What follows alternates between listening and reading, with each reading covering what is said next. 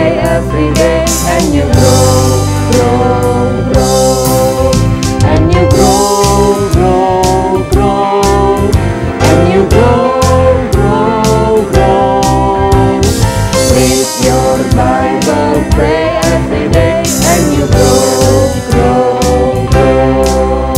Sekarang bahasa Indonesianya. Baca kitab suci, doa tiap hari. Baca kitab suci, doa tiap hari, doa tiap hari, doa tiap hari. Baca kitab suci, doa tiap hari kalau mau tumbuh. Baca kitab suci, doa tiap hari, doa tiap hari, doa tiap hari. Baca kitab suci, doa tiap hari kalau mau tumbuh. Kalau mau tumbuh, kalau mau tumbuh. Baca kitab suci, doa tiap hari kalau mau tumbuh. Kalau mau tumbuh, kalau mau tumbuh. Baca kitab suci, doa tiap hari kalau mau tumbuh. Baca kitab suci, doa tiap hari kalau mau tumbuh. Haleluya. Nah, Kak Hana, kita sudah mau mendengarkan firman Tuhan nih, Kak. Tapi kita bukan hanya mau mendengarkan firman Tuhan saja, kita juga harus taat untuk melakukan kebenaran firman Tuhan, Kak Hana. Betul banget, Kak Pian. Sama seperti pujian yang akan kita naikkan ini, judulnya Firman Tuhan ku dengar, ku tanam di hatiku. Haleluya, puji Tuhan. Firman Tuhan ku dengar, ku tanam di hatiku. Ku ingin bertumbuh subur dan berbuah lebat. Yesus, tolong padaku. Firman Tuhan ku dengar, ku tanam di hatiku. Ku ingin bertumbuh subur dan berbuah lebat. Yesus, tolong padaku. Firman Tuhan ku dengar, ku tanam di hatiku. Ku ingin bertumbuh subur dan berbuah lebat. Yesus, tolong padaku. Ku ingin bertumbuh subur dan berbuah lebat. Yesus, tolong padaku. Haleluya, puji Tuhan. Yuk adik-adik yang ada di rumah, lipat tangannya, tutup matanya, kita mendengarkan firman Tuhan. Kita berdoa. Tuhan Yesus, terima kasih. Tadi kami sudah menyenangkan hati Tuhan. Tadi kami sudah bernyanyi buat Tuhan. Waktunya sekarang untuk kami mendengarkan firman Tuhan. Dan berkati guru-guru kami yang mengajar kami, Tuhan. Dalam nama Tuhan Yesus Kristus kami berdoa. Haleluya, amin. Haleluya, puji Tuhan. Adik-adik sekolah minggu GPDI Ketapang Keramat Soho, kita akan mendengarkan kebenaran firman Tuhan. Nah, adik-adik yang dikasih oleh Tuhan, sekarang tanggal 15 nih. 2 hari lagi, kita akan merayakan sesuatu yang sangat bersejarah bagi bangsa Indonesia. Apa itu? Betul sekali, kemerdekaan. Ya, tanggal 17 Agustus, Indonesia akan merayakan hari kemerdekaannya. Oleh sebab itu, kita akan merayakan kemerdekaan kita sekalipun mungkin sekarang di rumah kita masing-masing. Ya, puji Tuhan. Adik-adik yang dikasihi oleh Tuhan, hari ini Kaleman akan membawakan cerita tentang Henok, hidup mengutamakan Tuhan. Yuk, Kaleman percaya adik-adik sudah memegang Alkitabnya ya. Ya, mungkin ada juga yang memegang Alkitab di smartphone-nya. Ya, kita mau duduk manis mendengarkan kebenaran firman Tuhan. Yuk, kita sama-sama buka di Kejadian 5 ayat 21 sampai 24. Kalian membacakan ya. Setelah Henok hidup 65 tahun, ia memperanakan Metusala. Dan Henok hidup bergaul dengan Allah selama 300 tahun lagi setelah ia memperanakan Metusala. Dan ia memperanakan anak-anak lelaki dan perempuan. Jadi, Henok mencapai umur 365 tahun. Dan Henok hidup bergaul dengan Allah, lalu ia tidak ada lagi, sebab ia telah diangkat oleh Allah. Nah, adik-adik yang dikasihi oleh Tuhan, sebelum kita masuk ke Henok, kalian harus tahu dulu awal mulanya. Kalian tentu tahu bahwa Tuhan memberikan keturunan kepada Adam dan Hawa. Siapa saja? Betul sekali, Kain dan Habel. Tetapi karena Kain iri hati, ia kemudian membunuh Habel. Tuhan kemudian mengaruniakan anak lagi kepada Adam dan Hawa bernama Set.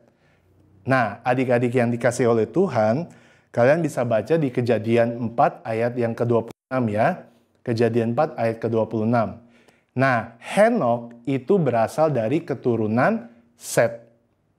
Ya, adik-adik yang dikasihi oleh Tuhan, kita sudah membaca tadi bahwa Henok adalah keturunan dari Adam dan Hawa. Kalau Kaleman lihat di sini, Henok itu adalah generasi yang ke-7 dari Adam. Adik-adik nanti bisa lihat di Yudas 1 ayat 14. Henok adalah generasi ke-7 dari Adam. Ya.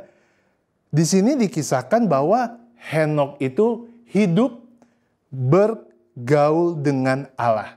Kalau di dalam bahasa Inggris, Henok itu walk with God. Dia berjalan bersama dengan Tuhan. Ya, kehidupan Henok itu dia menyenangkan hati Tuhan. Dia hidup bergaul dengan Allah. Ya, coba kita lihat ya sama-sama di Ibrani 11 ayat yang ke-5. Ibrani 11 ayat yang ke-5. Karena iman, Henok terangkat, supaya ia tidak mengalami kematian, dan ia tidak ditemukan, karena Allah telah mengangkatnya. Sebab sebelum ia terangkat, ia memperoleh kesaksian, bahwa ia berkenan kepada Allah.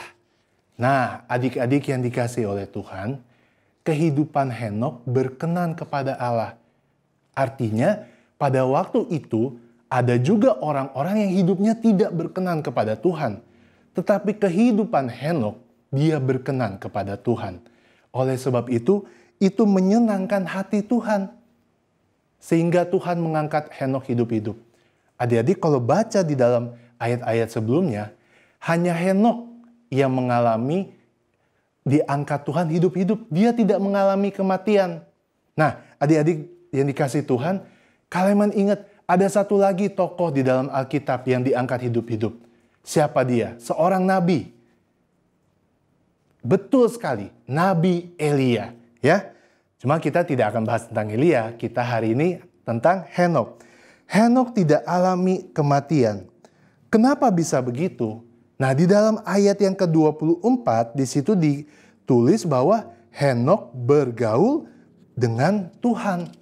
Dalam bahasa Inggrisnya tadi Kaleman katakan dia berjalan dengan Tuhan. Nah, adik-adik yang dikasihi oleh Tuhan, kalau Kaleman pelajari ya, berjalan dengan Tuhan itu artinya sehati dengan Tuhan. Ya, setiap langkahnya itu sesuai dengan kehendak Tuhan. Sebagai anak-anak Tuhan, kita bisa meneladani kehidupan dari Henok. Ya. Bagaimana ia memilih untuk bersahabat dengan Tuhan. Kaleman percaya adik-adik tentu punya sahabat, bukan? Ya, kalian tentu punya teman dekat. Nah, ketika kalian dengan teman dekat itu, biasanya kalian akan menghabiskan waktu. Ya, mungkin sering berkomunikasi. Kalau dulu zaman Kaleman masih kecil, kita sama-sama main bola bareng, ya. Dan Henokh itu bersahabat dengan Tuhan dengan apa? Dengan ia memberikan waktunya bersama dengan Tuhan. Ya, menjadi sahabat Tuhan, menjadi sahabat Allah, ialah bagaimana kita memberikan waktu kita buat Tuhan. Kaleman yakin dan percaya, adik-adik yang di rumah masing-masing, dimanapun kita berada, Tuhan memberikan kita waktu yang sama, 24 jam. Ya, ada yang menggunakan waktunya untuk belajar dan sebagainya. Tetapi Kaleman tanya, apakah adik-adik memiliki waktu untuk Tuhan? Ya, nah, menjadi sahabat Allah memberikan waktu kita buat Tuhan. Memberi waktu buat Tuhan tuh bagaimana Kaleman? Ya, bagaimana kita memberikan waktu untuk berdoa. Saat ini pun adik-adik juga memberi waktu buat Tuhan. Dengan apa? Beribadah. Ya, memberi waktu buat Tuhan dengan meluangkan waktu untuk membaca firman. Sekalipun Kaleman mengerti bahwa kalian pun memiliki aktivitasnya masing-masing. Ada yang belajar, bermain, kita juga butuh istirahat dan sebagainya. Nah, menjadi sahabat Allah, ya, berjalan bersama Allah, juga kita berbicara bagaimana kita mengizinkan Tuhan untuk selalu mengambil tempat di dalam setiap bagian kehidupan kita. Apakah dalam setiap kehidupan kita, ya, apakah dalam setiap apa yang adik-adik lakukan, dalam setiap tutur kata, dalam perbuatan adik-adik yang dilakukan, apakah itu memuliakan Tuhan? Nah, adik-adik yang dikasihi oleh Tuhan, Kaleman ajak kita semua membaca di dalam Matius 6 ayat 33. Matius 6 ayat 33, dan ini akan menjadi ayat hafalan kita. Matius 6 ayat 33, tetapi carilah dahulu kerajaan Allah dan kebenarannya, maka semuanya itu akan ditambahkan kepadamu. Nah, adik-adik yang dikasihi oleh Tuhan, Kaleman ingin menunjukkan sesuatu nih, ya. Nah, adik-adik yang dikasihi oleh Tuhan, Tuhan memberikan kita waktu yang sama masing-masing kepada setiap manusia, yaitu 24 jam, ya. Tidak ada yang lebih, tidak ada yang kurang, semua sama. Tetapi setiap manusia menggunakan waktunya berbeda. Di sini Kaleman punya alat. Kita lihat di situ ada gambar jam, di situ ada gambar anak sedang belajar. Ada yang menggunakan waktunya untuk belajar. Tidak salah, ya. Belajar, kita perlu untuk belajar. Ada juga dari kita yang menggunakan waktunya untuk istirahat. Betul sekali, kita sangat butuh istirahat, ya. Ada juga orang, anak-anak juga yang menggunakan waktunya untuk menyenangkan hatinya. Ayo, ada yang menggunakan dengan bermain video game.